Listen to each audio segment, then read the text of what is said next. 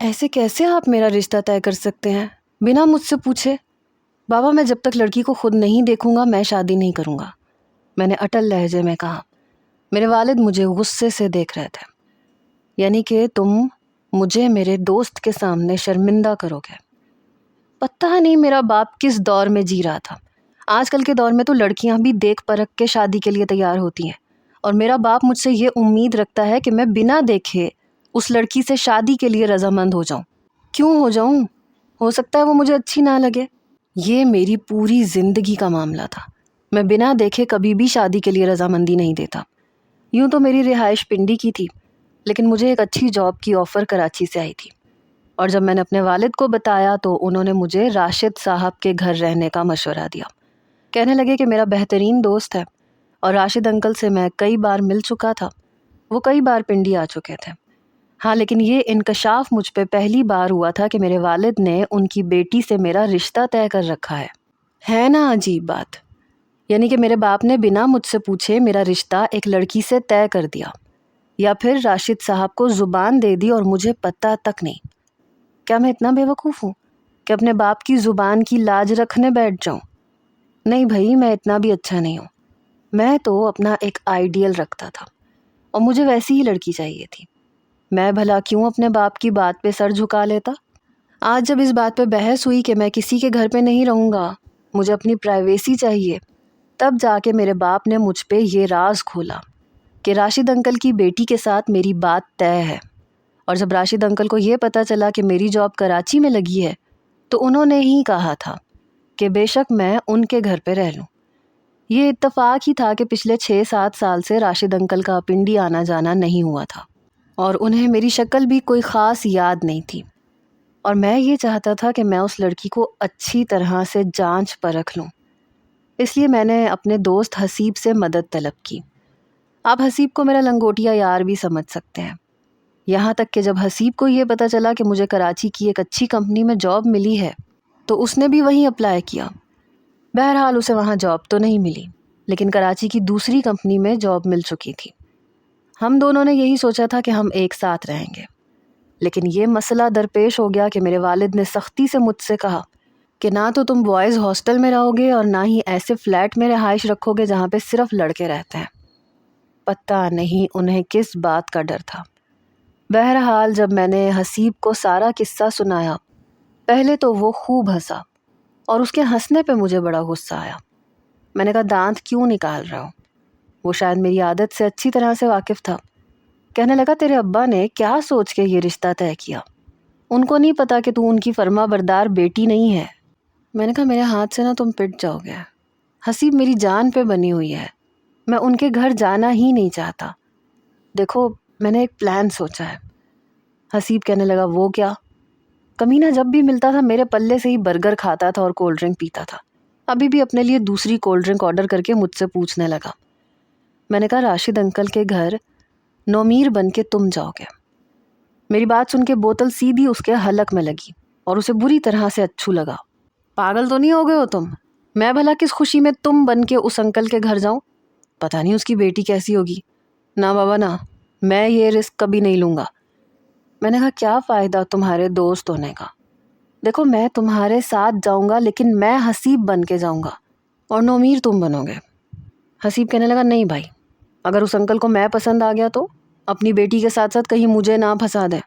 دیکھ نومیر، دوستی اپنی جگہ، لیکن میں بھی بنا دیکھے کسی لڑکی سے شادی نہیں کر سکتا۔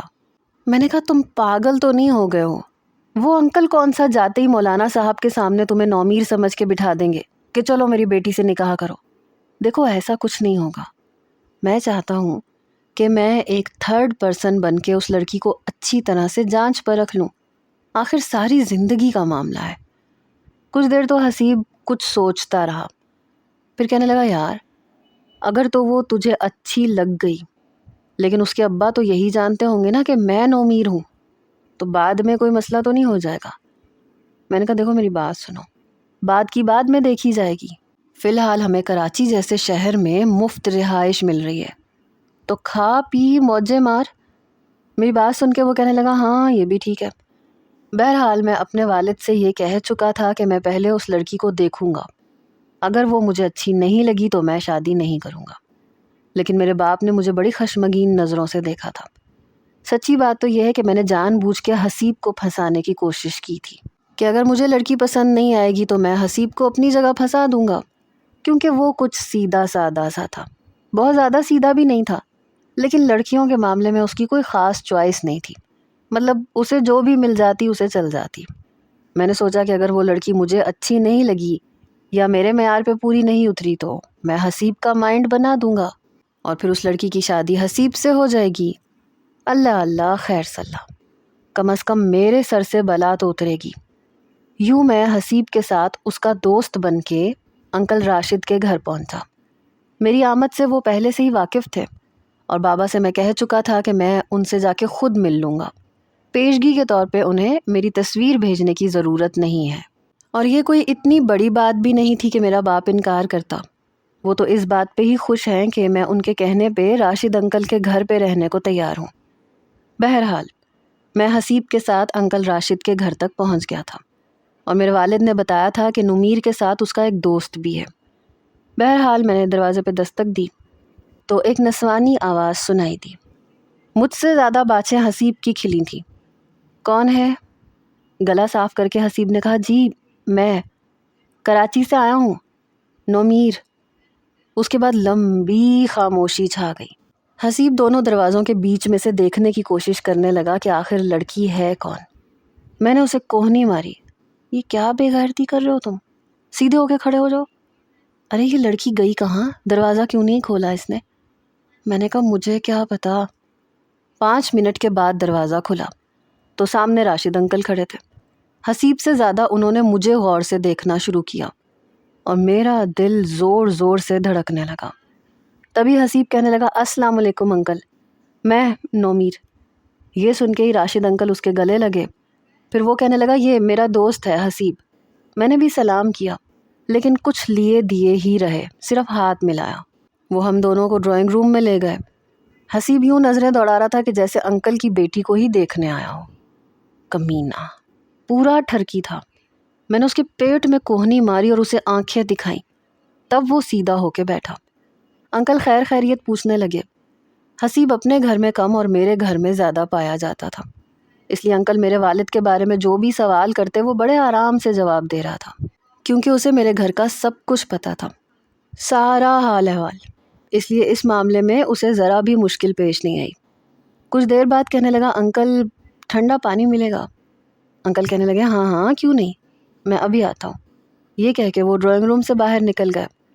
حسیب کہنے لگا، یار لڑکی کی آواز تو بڑی اچھی تھی لیکن سلام کرنے کے لیے اندر نہیں آئی۔ میں نے کہا، تمہیں کس چیز کی بے چینی ہے؟ میں نے اسے گھورتے ہوئے پوچھا۔ نہیں مجھے کیا بے چینی ہونی ہے، اس نے کندھے اچکائے۔ میں نے تو ایسے ہی پوچھا ہے۔ کچھ دیر کے بعد راشد انکل ٹینک کا جگ اور 2 گلاس لے کے آئے، پھر ہمیں ٹینک ڈال کے دیا۔ پھر حسیب کہنے لگا، انکل ہم لوگ سفر سے کافی تھک گئے ہیں، ایک تو ٹرین کا سفر اور اس پہ سیٹیں بھی صرف بیٹھنے والی ملی تھی، کمر تھک گئی ہے، انگڑائی لیتے ہوئے وہ بولا تھا۔ وہ کہنے لگے، ہاں ہاں بیٹا آ جاؤ تم لوگ۔ ہمیں لگا تھا کہ وہ ہمیں گھر کے ہی کسی کمرے میں ٹھہرائیں گے، لیکن ایسا کچھ نہیں ہوا۔ راشد انکل نے اپنے گھر کے بیرونی جانب ایک کمرے میں ہمیں ٹھہرایا، جس کا دروازہ ان کے چھوٹے سے لان میں کھلتا تھا، اور وہ کمرہ اندرونی حصے سے بالکل الگ تھا۔ ہم کمرے میں آئے جہاں پہ ایک ڈبل بیڈ تھا، دیوار گیر الماری تھی، صاف ستھرا کمرہ تھا۔ میں تو نہا دھو کے کپڑے تبدیل کر کے بیڈ پہ لیٹ چکا تھا۔ جب حسیب نہا کے دھڑام سے بیڈ پہ گرا تو میں نے اس سے کہا، تمیز نہیں ہے تمہیں؟ کہنے لگا، یار لڑکی تو سامنے آئی ہی نہیں، مجھے لگ رہا ہے تیری وجہ سے نہیں آئی۔ میں نے کہا، کیا مطلب ہے؟ کہنے لگا، ظاہر سی بات ہے، اگر میں نومیر بن کے اکیلا یہاں آتا تو ہو سکتا ہے کہ مروتاً ان کی بیٹی مجھ سے سلام کرنے آتی، اب ایک اجنبی میرے ساتھ تھا تو شاید اس لیے نہیں آئی۔ میں نے کہا، رشتے کی بات میری طے ہوئی ہے، اتاولے تم ہو رہے ہو، تمہیں کس بات کی بے چینی ہے؟ کہنے لگا، ایسے ہی ذرا دلچسپی سی ہو رہی ہے کہ دیکھوں تو آخر لڑکی ہے کیسی۔ میں نے کہا، نہیں زیادہ دلچسپی لینے کی ضرورت نہیں ہے۔ رات کا کھانا بھی راشد انکل ہی ہمارے کمرے میں ہمیں دے کے گئے تھے۔ پھر کہنے لگے کہ کل سے ملازمہ آ جائے گی تو ناشتہ کھانا تم لوگوں کو کمرے میں ہی مل جایا کرے گا۔ یہ سن کے حسیب کہنے لگا، مجھے تو لگتا ہے یہ بڈھا اپنی بیٹی کو ہمیں دکھانا ہی نہیں چاہتا۔ ہو سکتا ہے لڑکی خوبصورت نہ ہو، سانولی سی ہو، یہ چاہتے ہوں گے کہ فٹافٹ سے نکاح ہو جائے۔ یہ بات تو میرے دل میں بھی کھٹکنے لگی کہ آخر یہ اپنی بیٹی سے میرا پردہ کیوں کروا رہے ہیں؟ میرا یہاں آنے کا مقصد صرف نوکری نہیں تھا بلکہ چھوکری بھی تھا۔ مجھے ہر حال میں اس لڑکی سے ملنا تھا اور اسے جانچنا تھا، پرکھنا تھا، لیکن پہلے دن مجھے بڑی مایوسی کا سامنا کرنا پڑا۔ اگلے روز ہم لوگ اپنی اپنی نوکریوں پہ چلے گئے۔ آفس کی طرف سے مجھے ایک چھوٹی سی گاڑی ملی کیونکہ میرا زیادہ تر کام آؤٹ ڈور کا تھا۔ میں ایک آرکیٹیکچرر تھا اور مجھے سائٹ وزٹ کرنی پڑتی تھی، یہاں تک کہ ورکرز کو پوری کنسٹرکشن کروانی پڑتی تھی۔ زیادہ تر وقت میرا دھوپ اور سائٹ ایریا کی طرف ہی گزرتا تھا۔ ہم لوگوں کو یہاں آئے ہوئے 20 دن گزر گئے، لیکن مجال ہے کہ وہ لڑکی ایک بار بھی ہمارے سامنے آئی ہو۔ اب تو مجھے بھی کچھ دلچسپی سی ہونے لگی تھی کہ ایسی بھی کون سی مہجبینہ ہے جو ایک بار بھی غلطی سے بھی سامنے نہیں آئی۔ اور مجھ سے زیادہ بے چین تو حسیب تھا۔ کہنے لگا اب تو مجھے پکا یقین ہو گیا، لڑکی خوبصورت ہی نہیں ہے، بس ہمیں اتنا ہی پتہ چل سکا کہ راشد صاحب کی بیگم کا انتقال 5 سال پہلے ہو چکا تھا اور گھر میں صرف وہ باپ بیٹی ہی رہتے تھے۔ ایک ملازمہ آتی تھی، ہمیں کھانا دے کے چلی جاتی تھی۔ حسیب خاصی باتونی قسم کا تھا، وہ ملازمہ سے بڑے سوال کرتا تھا، کھانا کس نے بنایا؟ تمہاری بیگم صاحبہ نے بنایا۔ لیکن وہ ملازمہ ماتھے پہ بل ڈالے کھانا رکھتی اور چلی جاتی۔ وہ کہنے لگا مجھے تو لگتا ہے یہ گونگی ہے۔ میں نے کہا تم چپ نہیں رہ سکتے، کتنے سوال کرتے ہو؟ ایک بار حسیب کہنے لگا یار گھر میں بیٹھے بیٹھے بور ہو رہے ہیں، کہیں جاتے ہیں۔ میں نے سوچا کہ ہاں ٹھیک ہے، گاڑی تو میرے پاس ہوتی ہے۔ ہم دونوں گاڑی میں شام کے ٹائم باہر چلے گئے، ویسے بھی چھٹی کا دن تھا۔ ہم لوگ باہر آ گئے، آس پاس کے علاقوں میں ہی میں ڈرائیو کر رہا تھا۔ ہم لوگ ایک ریسٹورنٹ کے پاس رکے، ابھی اندر جا کے ہم آرڈر کر ہی رہے تھے جب ایک گاڑی نے زور کی ہٹ میری گاڑی کو لگائی۔ شیشے کے باہر سے جب میں نے دیکھا تو میری گاڑی کی پچھلی لائٹ تک ٹوٹ گئی تھی۔ میں اور حسیب دونوں باہر آئے، دیکھا تو پچھلی گاڑی میں ایک لڑکی بیٹھی ہوئی تھی۔ مجھے تو بڑا غصہ آیا، میں نے اس کی گاڑی کے بونٹ پہ مکے مارے۔ میں نے کہا باہر نکلو، یہ کیا کیا ہے؟ وہ گاڑی سے باہر نکلی، بڑی گھبرائی ہوئی تھی، کہنے لگی او ہو یہ تو ساری لائٹس ٹوٹ گئی ہیں۔ میں نے کہا جی ہاں، آپ نے میری گاڑی کا کباڑا کر دیا ہے محترمہ، چلیں پیسے نکالیں۔ حسیب بھی میرے ساتھ کھڑا ہو گیا۔ وہ لڑکی کہنے لگی دراصل میں بلی کے بچے کو بچا رہی تھی، پتہ ہی نہیں چلا کب گاڑی آپ کی گاڑی سے ٹکرا گئی۔ دیکھیں میرا کوئی قصور نہیں ہے اور میرے پاس پیسے بھی نہیں ہیں۔ میں نے کہا ایسے کیسے پیسے نہیں ہیں؟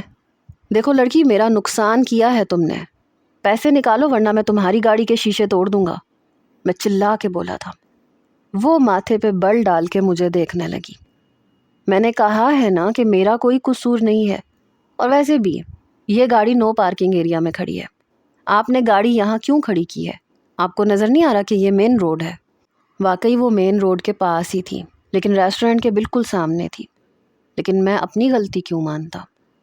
میں نے کہا دیکھو لڑکی زیادہ بات کو گھمانے کی کوشش مت کرو، شرافت سے پیسے نکالو، یہ مت سمجھنا کہ تم عورت ذات ہو تو کچھ بھی کر گزرو گی۔ کہنے لگی نہیں ہے میرے پاس پیسے، اور اگر میرے ساتھ بدتمیزی کی تو میں یہاں لوگوں کو اکٹھا کر لوں گی، پہلے ماریں گے بعد میں وجہ پوچھیں گے، سمجھ آئی نا؟ کہہ دوں گی کہ یہ مجھے چھیڑا تھا۔ اس لڑکی کی بات نے تو میرے تن بدن میں آگ لگائی۔ حسیب کہنے لگا او محترمہ زبان سنبھال کے بات کرو، ایک تو تم نے ہماری گاڑی کے شیشے توڑ دیے ہیں، ہمارا نقصان کر دیا ہے، اوپر سے ہمیں ہی دھمکیاں دے رہی ہو۔ واہ بھائی، ایک تو چوری اوپر سے سینہ زوری۔ تبھی اس لڑکی نے گارڈز کو بلانا شروع کر دیا، گارڈ بھائی ادھر آنا پلیز، دیکھیے یہ ذرا لڑکے مجھے چھیڑ رہے ہیں۔ ہم دونوں تو بھونچکا رہ گئے۔ گارڈ کے ساتھ کھڑے 2-3 نوجوان جو باتوں میں مصروف تھے وہ بھی ساتھ آ گئے۔ کیا ہوا ہے جی؟ دونوں نوجوانوں نے پوچھا۔ میں نے کہا کہ یہ لڑکی بدماشی کر رہی ہے، تو وہ رونے لگی۔ دیکھیں ایک کمزور سی لڑکی کو دیکھ کے یہ دونوں نوجوان مجھ پہ حاوی ہونے کی کوشش کر رہے ہیں، شریف لڑکی کو دیکھ کے جان بوجھ کے مجھ پہ الزام لگا رہے ہیں۔ ان کی یہ پھٹیچر گاڑی جو پہلے سے خراب تھی، کہہ رہے ہیں میں نے ان کی گاڑی کو ہٹ کیا ہے۔ باخدا میں نے ایسا کچھ نہیں کیا، میں سچ کہہ رہی ہوں۔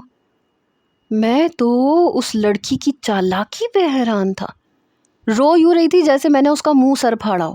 دیکھیں بھائی صاحب، میں بہت شریف لڑکی ہوں، میرے پاس پیسے بھی نہیں ہیں، جان بوجھ کے انہوں نے اپنی خراب گاڑی یہاں کھڑی کی ہوئی ہے، اور جیسے ہی میں نے گاڑی ان کی گاڑی کے پیچھے کھڑی کی تو دونوں لڑتے ہوئے باہر آ گئے، کہنے لگے کہ آپ نے گاڑی کو ہٹ کیا ہے، لیڈیز کو دیکھ کے حاوی ہونے کی کوشش کر رہے ہیں۔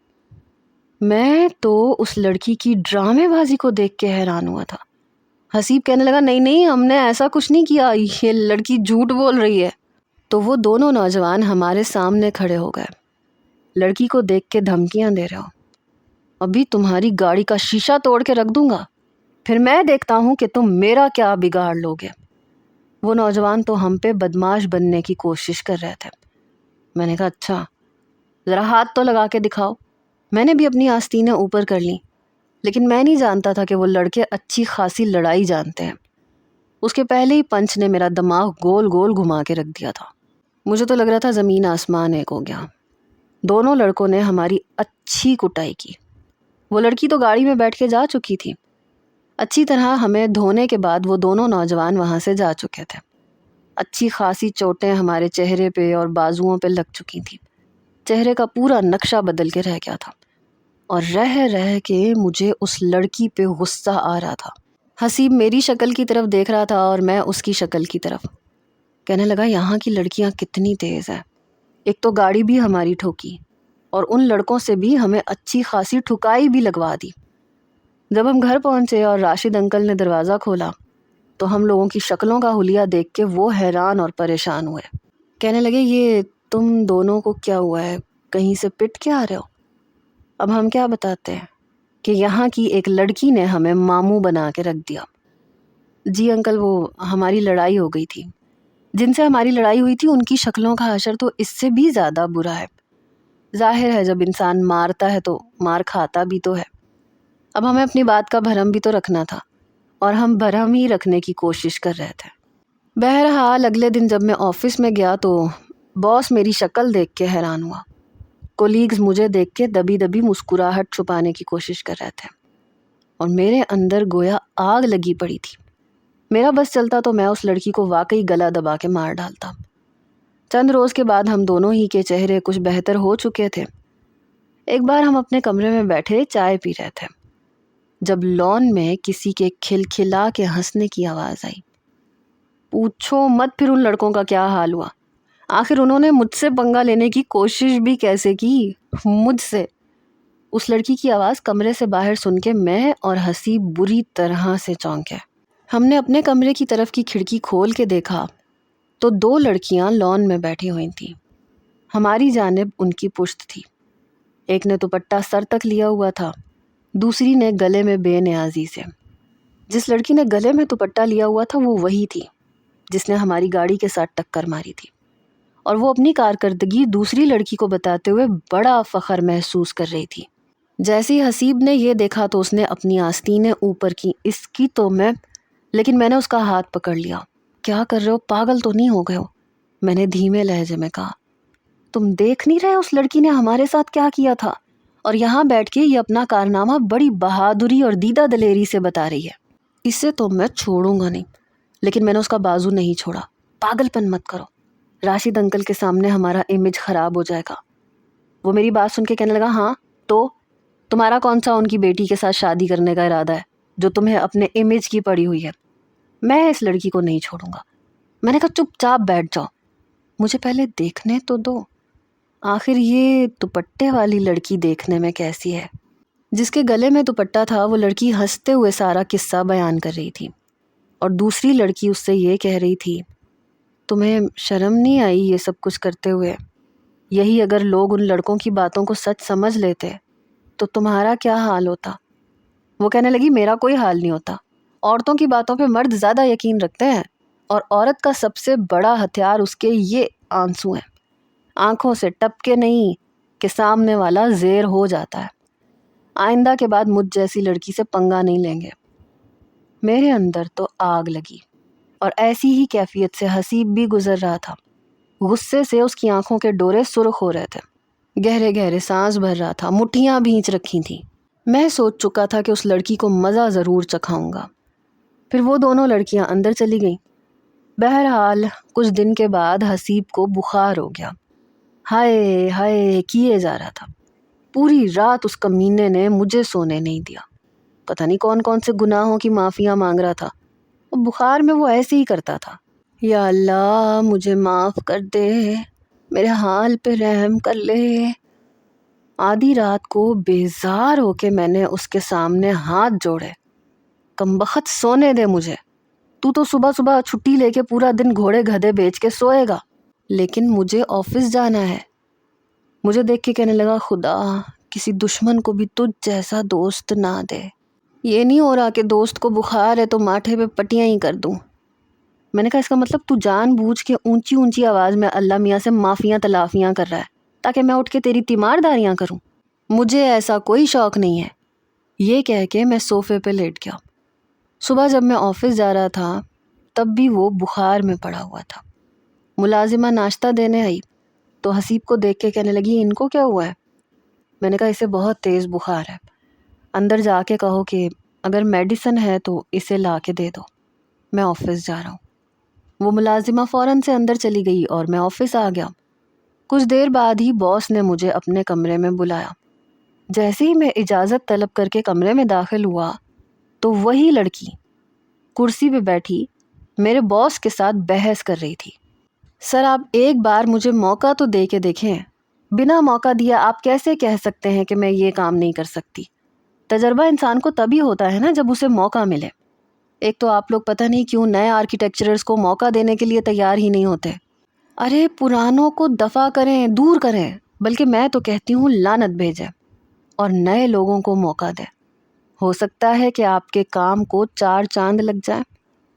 وہ لڑکی شاید یہاں پہ بھی میری بینڈ بجانے کے لیے ہی آئی تھی۔ میرا باس بھی کافی بیزار سا لگ رہا تھا۔ مجھے دروازے کے پاس دیکھا تو کہنے لگے آؤ آؤ۔ میں اندر آ گیا۔ کہنے لگا یہ مس اندلیب ہے۔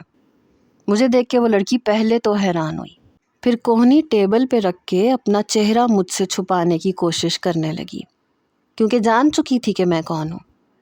وہ کہنے لگے آپ ایسا کریں، آپ انہیں اپنے ساتھ سائٹ پہ لے جائیں، 1 مہینہ رکھ کے دیکھ لیتے ہیں کہ یہ کتنے پانی میں ہے۔ اگر یہ واقعی ہمارے لیے فائدہ مند ثابت ہوئیں تو پھر میں انہیں آپ کے ساتھ ہی ایڈجسٹ کر دوں گا۔ میں نے کہا سوری سر، میں ان کے ساتھ کام نہیں کروں گا، یا تو آپ اسے جاب پہ رکھ لیں یا پھر مجھے۔ میری کارکردگی میرا باس دیکھ چکا تھا اور مطمئن بھی تھا۔ نہیں نہیں میں تمہیں کیوں چھوڑنے لگا؟ میں نے کہا میں ان کے ساتھ کام نہیں کروں گا۔ باس کہنے لگا وجہ؟ کام کیوں نہیں کرو گے؟ میں نے کہا اس لیے کیونکہ یہ نہایت ہی بدتمیز اور بد لحاظ قسم کی لڑکی ہے۔ مجھے وہ سارا واقعہ یاد آیا۔ نئے سرے سے میرے اندر غصے کی لہر دوڑ گئی۔ تبھی وہ لڑکی بھی کھڑی ہو گئی۔ I am sorry, I am really sorry. مجھے نہیں پتا تھا وہ لوگ آپ کو اتنا ماریں گے۔ میں سچ کہہ رہی ہوں، مجھے اس بات کا بہت دکھ ہوا تھا۔ آپ کو شاید یقین نہیں آئے گا لیکن میں آپ کے لیے روئی تھی۔ مجھے نہیں پتا تھا کہ وہ اتنے برے طریقے سے ماریں گے۔ I am really sorry. میرے پاس پیسے ہیں، میں ابھی گاڑی کے لیے پیسے بھی دینے کو تیار ہوں۔ اس وقت نہیں تھے۔ باس کبھی مجھے دیکھ رہے تھے اور کبھی اندلیب کو۔ کہنے لگے یہ کیا چکر ہے؟ میں نے مختصراً باس کو سب کچھ بتایا اور وہ شرمندہ شرمندہ کھڑی تھی۔ پھر کہنے لگی پلیز مجھے ایک موقع دے دیں، دیکھیں جب تک موقع نہیں دیں گے آپ کو کیسے پتہ چلے گا کہ میں کیا کیا کر سکتی ہوں۔ میرے باس نے میری طرف دیکھا، پھر کہنے لگے کہ آپ اس سے پوچھ لیں، اگر یہ آپ کو اپنے ساتھ رکھنے کے لیے تیار ہے تو مجھے کوئی اعتراض نہیں ہے۔ پھر ان کے موبائل پہ فون آنے لگا، شاید ان کی بیوی کا تھا اور انہیں کسی دعوت پہ جانا تھا۔ اچھا میں جا رہا ہوں، اگر آپ دونوں کی آپس میں صلح ہو جاتی ہے تو مس اندلیب آپ ان کے ساتھ سائٹ پہ چلی جائیے گا۔ وہ جا چکے تھے اور میں اسے ماتھے پہ بل ڈالے دیکھ رہا تھا، جو 1 نمبر کی جھوٹی تھی۔ مجھے کہنے لگی آپ کو نہیں پتا، میں غریب ماں باپ کی بیٹی ہوں، میرے ساتھ میرے چھوٹے بہن بھائی ہیں جن کی کفالت میرا باپ اکیلا نہیں کر سکتا۔ مجھے نوکری کی اشد ضرورت ہے، خدا کے لیے آواز میں ایسی نمی جیسے سچ مچ بڑی مظلوم ہے۔ میں اس کی بات کا یقین کر لیتا اگر میں نے اس کا اصل روپ راشد انکل کے گھر پہ نہ دیکھا ہوتا۔ دوپٹے کے کونے سے اپنی آنکھیں یوں رگڑ رہی تھی جیسے آنسو صاف کر رہی ہو۔ میں نے کہا بس زیادہ ڈرامے کرنے کی ضرورت نہیں ہے، چلو۔ میرا یہ کہنا تھا کہ اس کے چہرے پہ مسکراہٹ پھیلی۔ بہت شکریہ، اللہ آپ کو بہت خوش رکھے، آپ کے بیوی بچوں کو سلامت رکھے صاحب جی۔ یوں مظلوم بن رہی تھی جیسے پتہ نہیں کیا ہو۔ میں نے کہا یہ دعا دو کہ مجھے بیوی بہت اچھی ملے، کیونکہ ابھی شادی نہیں ہوئی ہے میرے، ابھی بچے تو بہت دور کی بات ہے۔ یہ سن کے کہنے لگی ارے واہ، اتنے خوش شکل، اتنے سمارٹ، مجھے تو لگا تھا کہ شادی ہو چکی ہوگی۔ اب ایسے لڑکے کہاں کنوارے ملتے ہیں۔ اس کا ٹیپ ریکارڈر شروع ہو چکا تھا۔ پورے راستے اس کی زبان چلتی رہی، کبھی کوئی قصہ، کبھی کوئی کہانی، کبھی اپنی یونیورسٹی کا قصہ۔ پتہ نہیں اتنا کیسے بول لیتی تھی۔ کئی بار میں اسے ٹوک چکا تھا کہ تم چپ نہیں رہ سکتی، جب سے بیٹھی ہو میرے کان کھا گئی ہو۔ اچھا ٹھیک ہے، آپ برا کیوں منا رہے ہیں؟ دیکھیں، ہینڈسم نوجوانوں کو برا منانے کا کوئی حق نہیں ہوتا۔ پتہ ہے اگر آپ مسکرائیں گے نہیں اور بس یوں ہی روڈ ہیرو کی طرح بنے رہیں گے تو آپ کے چہرے سے خوبصورتی ختم ہو جائے گی، بیزاریت ٹپکنے لگے گی، اور پھر لڑکیاں آپ کو پسند نہیں کریں گی۔ کھل کے مسکرایا کریں، پتہ ہے مسکرانے سے چہرے کی دلکشی اور بڑھ جاتی ہے۔ میری خوبصورتی کا راز یہی ہے۔ اس نے اپنے چہرے پہ آنے والی لٹ کو ہاتھ سے پیچھے کی جانب جھٹکا۔ تب میں نے پہلی بار اسے غور سے دیکھا۔ لڑکی خوبصورت تھی، رنگت صاف ستھری تھی، نہ تو بہت گوری چٹی تھی نہ ہی گندمی تھی، نین نقش بھی تیکھے سے تھے، بالوں کا ہیئر اسٹائل بھی اچھا بنایا ہوا تھا، مطلب اچھی تھی، پیاری تھی۔ اس نے یوں مجھے اپنی جانب متوجہ پایا تو کہنے لگی سامنے دیکھ کے گاڑی چلائیں نا، ابھی کسی کو گاڑی ٹھوک دیں گے پھر کہیں گے میرا قصور ہے۔ میں کچھ خجل سا ہوا۔ میں بات کرنے کی کوشش کرتا تو وہ مجھے 10 مشورے دینے لگتی۔ ارے نہیں، یہاں سوئمنگ پول اچھا نہیں لگے گا، آپ تو بالکل کامن سا نقشہ بتا رہے ہیں، دیکھیں میں نے بہت اچھا سوچ رکھا ہے، میں آپ کو بتاتی ہوں۔ اس نے میرے ہاتھ سے پینسل پکڑی، اسکیل پکڑا اور خود ہی سے نقشہ بنانے لگی، ساتھ ساتھ مجھ سے باتیں بھی کیے جا رہی تھی۔ میں نے کہا یہ کیا کر رہی ہو؟ یہ میں اپروو کر چکا ہوں اور خاور صاحب کو بھی یہ پسند آ چکا ہے، چھوڑو تم کیا کر رہی ہو یہ؟ ارے آپ کو سمجھ کیوں نہیں آ رہی؟ دیکھیں نا یہ پرانا ڈیزائن ہے، آپ مجھے موقع تو دیں۔ میں نے اس کے ہاتھ سے پینسل چھینی۔ تم فی الحال مجھے فالو کرو ورنہ میں خاور صاحب سے تمہاری شکایت لگا دوں گا، سمجھی نا؟ میری دھمکی پہ وہ کچھ چپ سی ہوئی۔ بہرحال ایک دن میں ہی وہ میرا آدھے سے زیادہ دماغ کھا چکی تھی۔ میں واپس گھر آیا تو حسیب مسکرا رہا تھا، پتہ نہیں کس بات پہ خوش تھا۔ کہنے لگا یار میں نے اسے دیکھ لیا۔ میں نے کہا کسے دیکھ لیا؟ کہنے لگا امبرین کو۔ کیا لڑکی ہے، اتنی خوبصورت، اتنی سلجھی ہوئی، اتنی تمیزدار، او مائی گاڈ۔ میں نے اپنی ٹائی کی نوٹ ڈھیلی کی اور اس کے پاس بیٹھ گیا۔ میں نے کہا کیا مطلب، کیسے دیکھ لیا؟ کہنے لگا وہ خود میرے لیے سوپ بنا کے لائی تھی، ساتھ میں میڈیسن بھی تھی، اس نے میری خیریت بھی پوچھی۔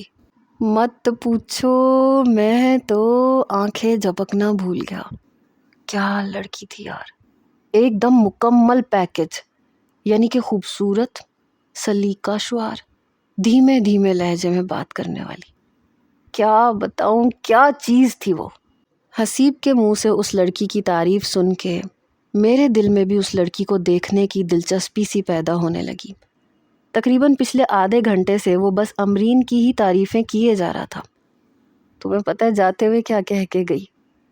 اپنا خیال رکھیے گا، میں شام کو آپ کے لیے کھچڑی بنا کے بھیجوں گی، آپ 2-4 دن میں ہی ٹھیک ہو جائیں گے۔ یار اتنا میٹھا میٹھا بولتی ہے، جی چاہتا ہے بندہ سنتا رہے۔ وہ اسی کے خیالوں میں ڈوبا ہوا تھا جب میں نے چٹکی بجائی۔ او ہیلو، ہوش میں آؤ، سمجھے نا؟ یہ مت بھولو کہ تم نومیر نہیں ہو بلکہ حسیب ہو۔ میری بات سن کے اسے شاید احساس ہوا، پھر چور نظروں سے مجھے دیکھنے لگا۔ تو کیا تم اس لڑکی سے شادی کر لو گے؟ میں نے کہا جتنی تعریفیں تم کر رہے ہو کوئی مذائقہ بھی نہیں ہے۔ وہ فوراً سے اٹھ کے بیٹھ گیا۔ نہیں، ہو سکتا ہے تو تمہیں اچھی نہ لگے، وہ میرے ٹائپ کی ہو شاید۔ اب وہ بہانے بنانے شروع کر چکا تھا۔ یار فی الحال تو میں بحث سننے کے موڈ میں نہیں ہوں، پہلے ہی میرا دماغ اچھا خاصا پک چکا ہے۔ میں نے جان بوجھ کے حسیب کو یہ نہیں بتایا کہ میں کس لڑکی کے ساتھ وقت گزار کے آیا ہوں، بلکہ اپنا بھیجا خرچ کر کے آیا ہوں۔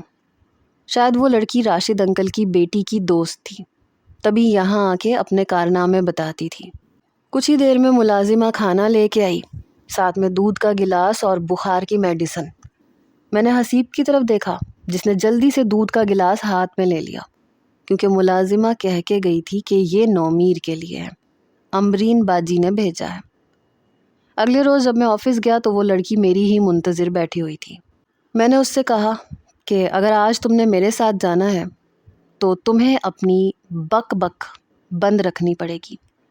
تو منہ پہ انگلی رکھ کے کہنے لگی ٹھیک ہے، میں کچھ بھی نہیں بولوں گی، اور میں تو ویسے بھی نہیں بولتی، آپ کو تو پتہ ہے مجھے زیادہ بولنے کی عادت ہے ہی نہیں۔ وہ پھر سے شروع ہو گئی تھی۔ میں نے کہا چپ۔ یہ سن کے پھر سے منہ پہ انگلی رکھ کے کہنے لگی ٹھیک ہے۔ میں اسے اپنے ساتھ آفس کی لفٹ میں لے کے نیچے اتر رہا تھا تو پھر سے شروع ہو گئی۔ آپ کو پتہ ہے آج موسم کتنا پیارا ہو رہا ہے، ہائے اللہ، گرمیوں کی بارش اور گرمیوں میں ایسا ابر آلود موسم، دل کو کتنا اچھا لگتا ہے نا۔ ہم لوگ لفٹ سے باہر نکل چکے تھے۔ جیسے ہی ہم گاڑی میں بیٹھے اور گاڑی مین روڈ پہ میں نے چلانی شروع کی تو کہنے لگی اف میرے خدا، مٹی کی بھینی بھینی خوشبو سے مجھے عشق ہے۔ یہ جو بارش کا موسم ہوتا ہے نا، آپ کو نہیں پتا، یہ بڑا فینٹاسٹک ہوتا ہے۔ اندلیب آپ چپ رہ سکتی ہیں، میں نے اکتائے ہوئے لہجے میں کہا۔ کہنے لگی میں تو کچھ بولتی ہی نہیں ہوں، میں تو ویسے ہی موسم کی بات کر رہی تھی۔ میں نے کہا میرے سر میں درد ہے۔ او ہو، تو آپ کے سر میں درد ہے، بتانا چاہیے تھا نا، میں خواہ مخواہ بولے جا رہی ہوں۔ ہاں 1 منٹ رکیے گا۔ اس نے جلدی سے اپنا پرس کھولا اور ایک میڈیسن مجھے دی، یہ کھا لیں۔ ساتھ ہی مجھے پانی کی بوتل بھی پکڑائی۔ میں نے کہا یہ کیا ہے؟ یہ سر درد کی گولی ہے، یہ کھا لیں، 10 منٹ میں آپ کا سر درد ایسے غائب ہوگا جیسے کبھی ہوا ہی نہیں تھا۔ میں یہ ساری میڈیسنز اپنے پاس رکھتی ہوں، بخار کی بھی ہے میرے پاس۔ میں نے کہا منہ بند کرنے کی کوئی میڈیسن ہے آپ کے پاس تو آپ وہ اپنے منہ میں ڈال کے کھا لو۔ میرے تپے ہوئے لہجے پہ کہنے لگی اچھا ہاں، نہ کرو بات، میرا کیا ہے، آپ کا اپنا ہی منہ سڑیل ہو جائے گا۔ لڑکیاں شکل دیکھ کے منہ پلٹ لیں گی، کوئی لفٹ نہیں کروائے گی۔ میں نے کہا نہ کروائے، ویسے بھی میرا رشتہ پکا ہو چکا ہے۔ میری بات سن کے کہنے لگی اچھا واقعی، کیسی ہے لڑکی؟ خوبصورت ہے نا؟ جیسے آپ شاندار شخصیت کے مالک نوجوان ہیں تو آپ کی منگیتر تو خوبصورت ہی ہونی چاہیے۔ اچھا چلیں یہ بتائیں دیکھنے میں کیسی ہے، بلکہ آپ مجھے موبائل میں اس کی تصویر دکھا دیں۔ اس کو تو جیسے نیا موضوع مل گیا۔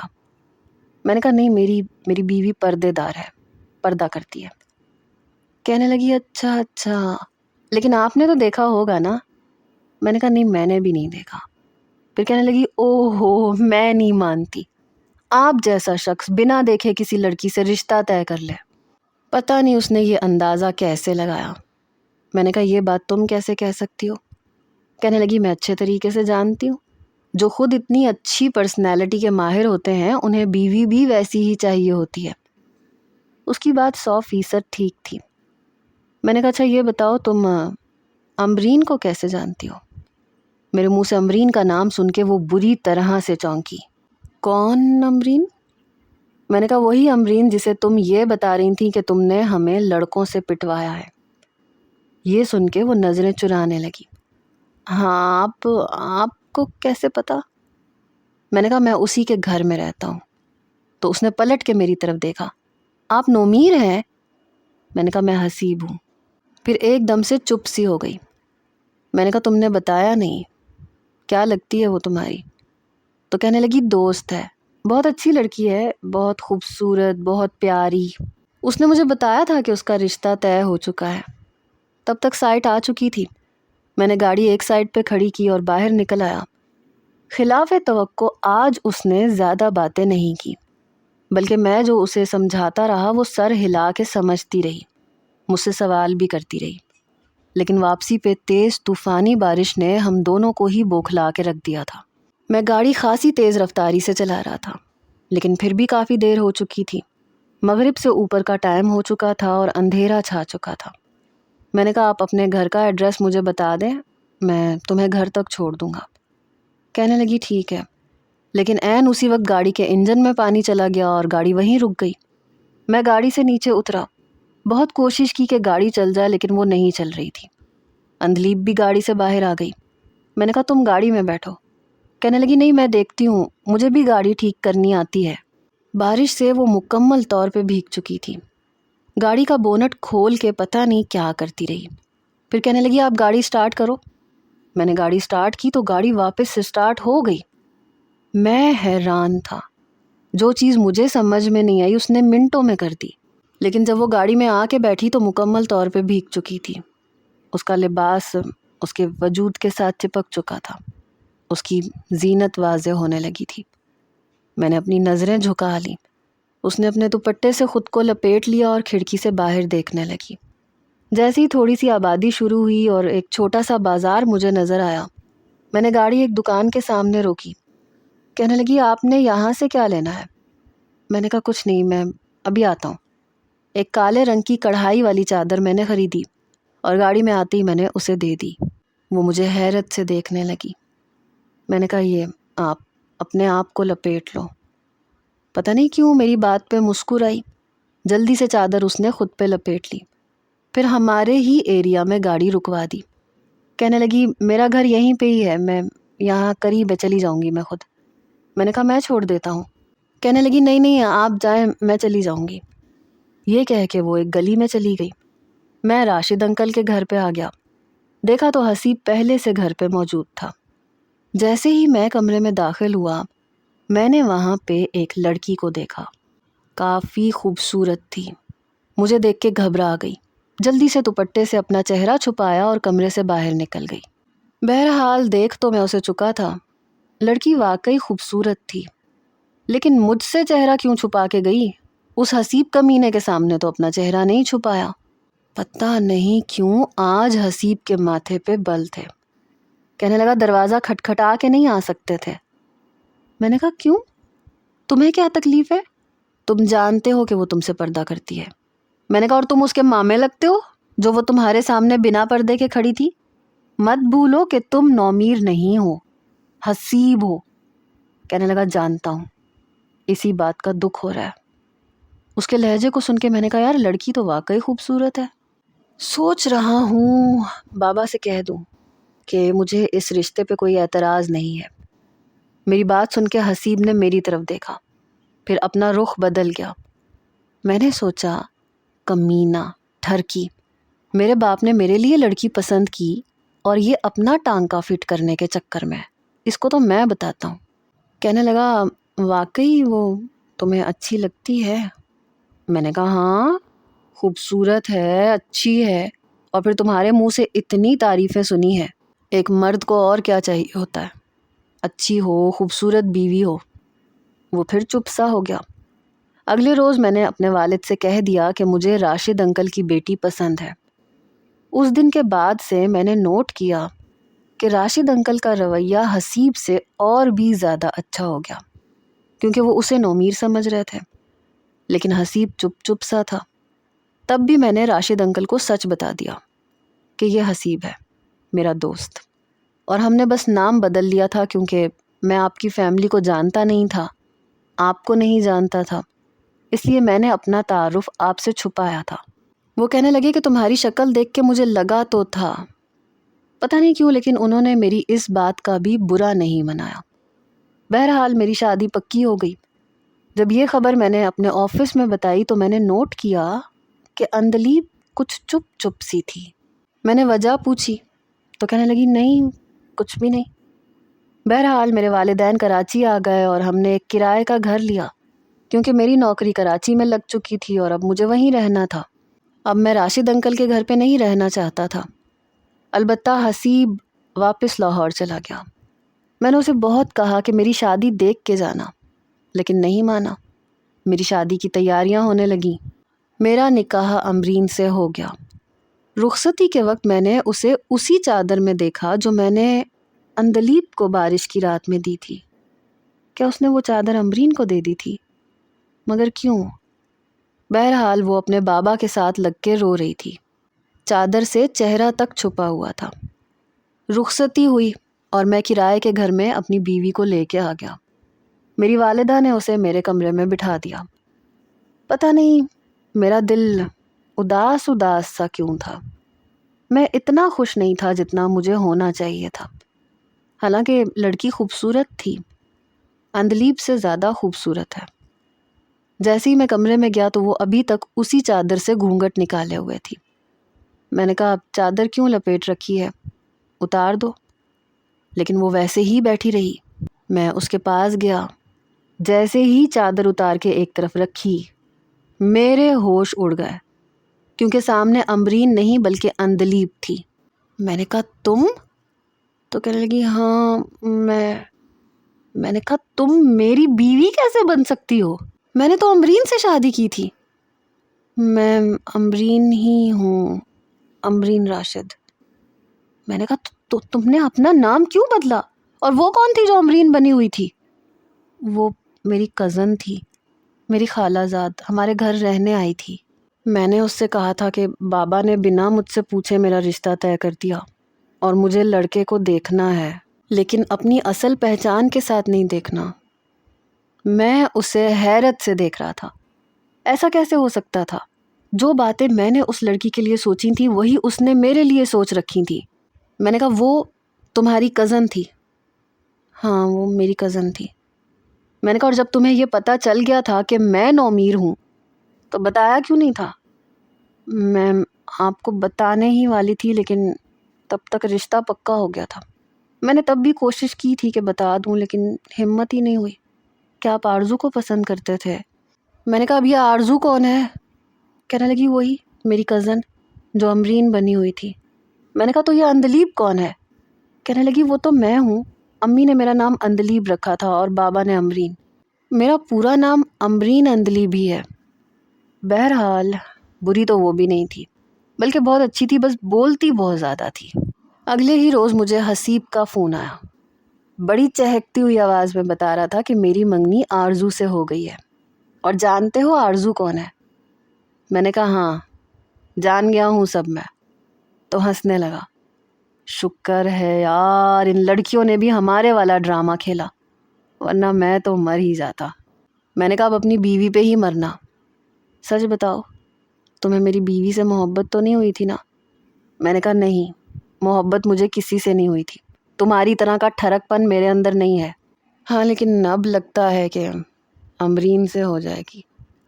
میرا شمار شاید ان نوجوانوں میں ہوتا تھا جو شادی کے بعد کی محبت پہ یقین رکھتے ہیں، اور ایسا ہوا بھی تھا۔